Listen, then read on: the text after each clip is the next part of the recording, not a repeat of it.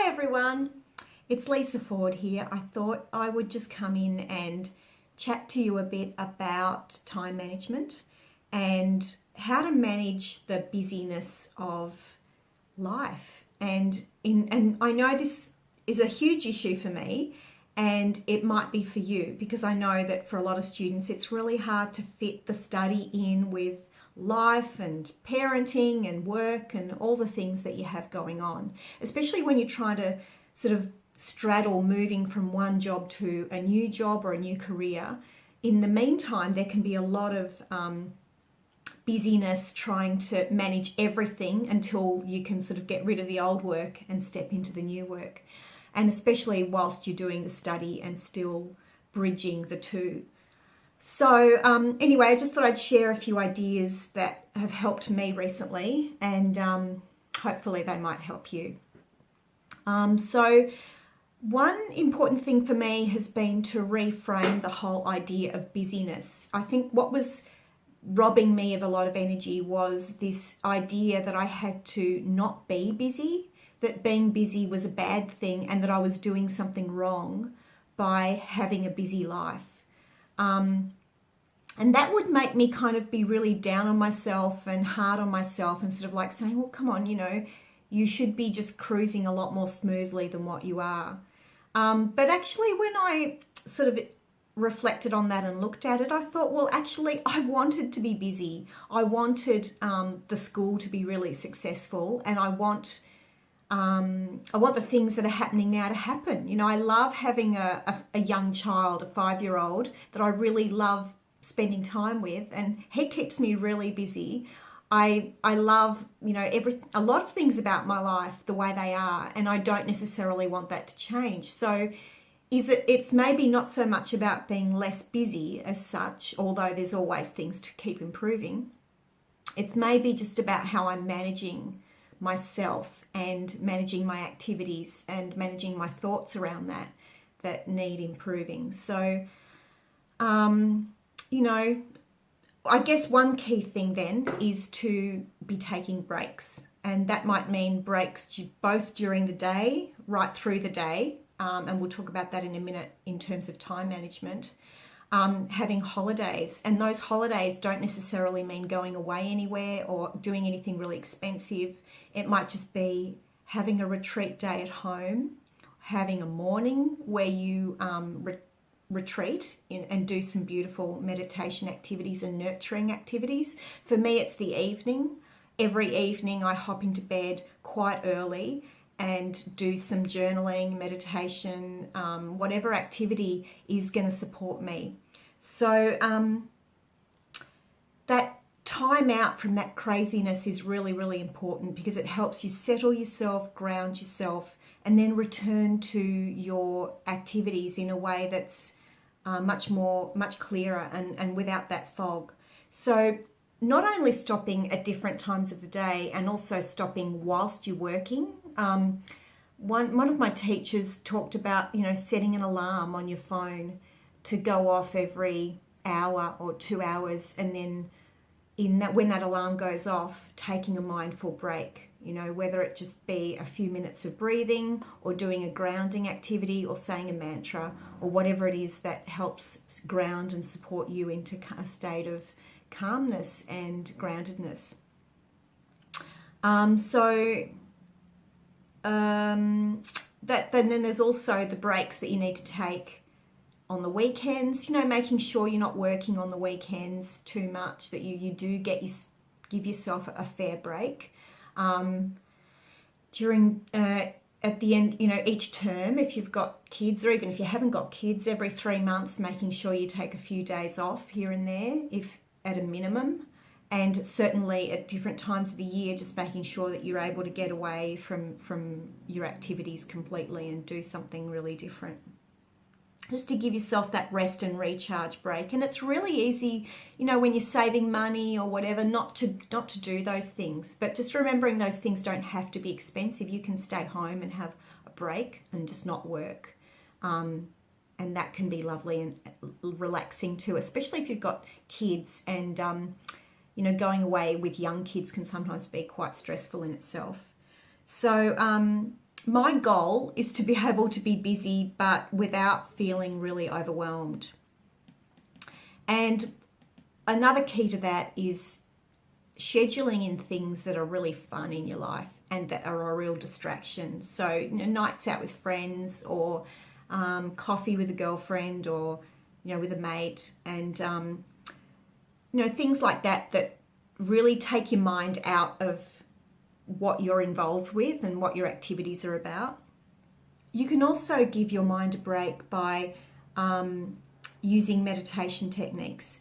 We'll talk about that later, so that you can get really clear about your priorities and how to structure your workflow and your life, so that you feel like you're back in control, rather than the activities and the people around you being in control of your time. It's like you, by getting very clear on your priorities and deciding, you know, how you want to spend your time and when you want to use your time for different things, you regain that sense of control, and that's what helps to dissolve that overwhelm. So let's talk about timetabling, because that's really been the main, timetabling and meditation have been the two main tools that have helped me. So first of all, I just want to say timetabling's never worked for me in the past. I've never been able to stick to anything. I shouldn't say it's never worked. It's just not worked to this level for me before. But that's because I haven't really needed it before. I actually have never been this, well, I haven't really been this busy for a long time, so I haven't needed it. This time it is working for me because my motivation to use it is really, really high, because I really need it. So that's something to think about, is to know why you're using the timetable, and if you're really, really busy, tight timetabling can really be of assistance. If you're not that busy, it can actually, if you're going to timetable, make it a very loose, flexible sort of arrangement. So basically I timetabled around looking at when my concentration is best and when my energy levels are best. And for me, my energy levels are best in the morning. So I timetabled the things that I really value and really prioritize and want to spend time with, the things around my work that really give me joy and that are really creative and that I want to put my focus on. I scheduled for the morning so that I give it my best. And then the more routine tasks, for me, they're more managerial tasks. And meetings and appointments I've scheduled for the afternoon. So they're things that I can manage without really thinking, or without really, you know, reaching in too deeply. So I don't want to do those things in the morning, because I don't want them to take my best energy. I want to give my best energy to the things that I really love doing, that I really value doing. So for me, that's more creative, like course content, you know, doing things like this, like the videos, and communicating with students with you know, emails and things like that. So the other thing I've sort of had to do is to make a plan for how to manage interruptions. So letting calls go sometimes, ringing people back in the afternoon rather than taking the calls in the morning, and scheduling appointments for the afternoon, and being quite strict on that. So, and that can be a self-worth thing, you know, letting go of doing things sort of the way other people want you to do them, and being more true to yourself in how you want things to happen. As I said earlier, meditation is really important part of this. So meditating before I begin working is really important for me in terms of setting my day off to a really good start. So I've definitely scheduled time for that in the morning. Also in the afternoon, scheduling in some rest, especially before school pickup time. Just scheduling half an hour to just take a break, have a cup of tea, and sit for a while before the next rush of the day happens. Booking in fixed things into my timetable, like yoga classes, and that's really, really important, so that they're not negotiable things. And if that's difficult for you, I found I had to keep looking until I found the right class that fitted my schedule and that was the right class for me. So obviously those things are better for me in the afternoon or the weekend.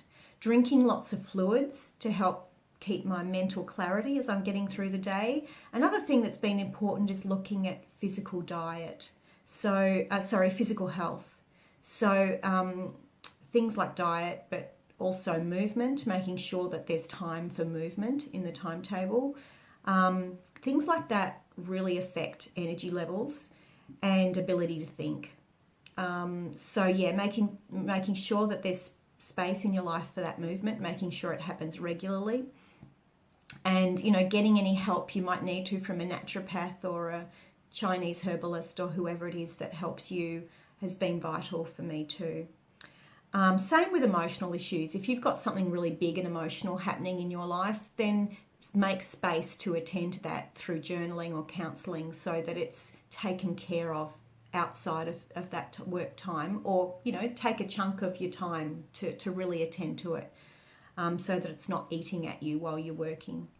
And definitely restricting social media time and email time spent on email. My goodness, that can be a whole day, can't it, sometimes? So giving it a finite space of time in your day, and then not having the email open at other times can really help to give you back some time. The other thing is stop multitasking, because it's a false economy. I just find focus on one thing at a time, and I get that done a lot better. So let's get to the meditation techniques that help with stress and overwhelm and clearing that fog. And I'll just share from my personal experience, and I'd love to hear from all of you in the comments what helps you in terms of your meditation practice. What sort of techniques help you with this?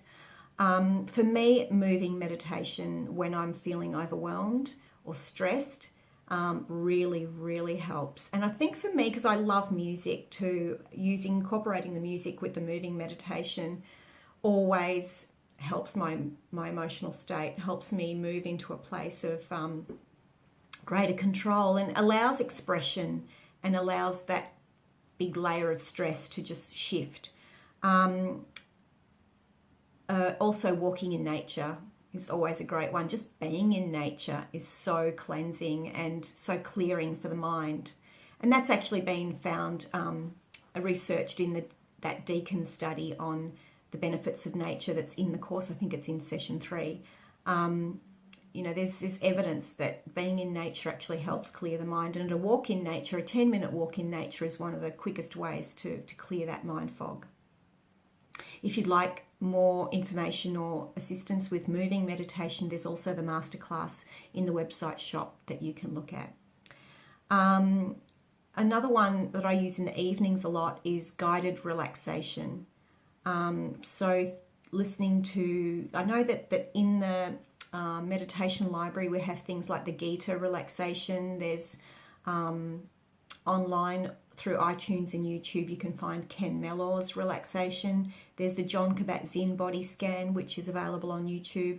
And of course there's our wonderful meditation library, which has a number of guided relaxations recorded by students in there. So definitely utilize that wonderful resource of the meditation library, because I think when you're sort of overwhelmed and you've got a lot going on and you need to just come down to that lovely level of calm, relaxation is a terrific way to do it. And the more you use it, if you can use it daily, the more effective it becomes. So you'll really, really enjoy the benefits.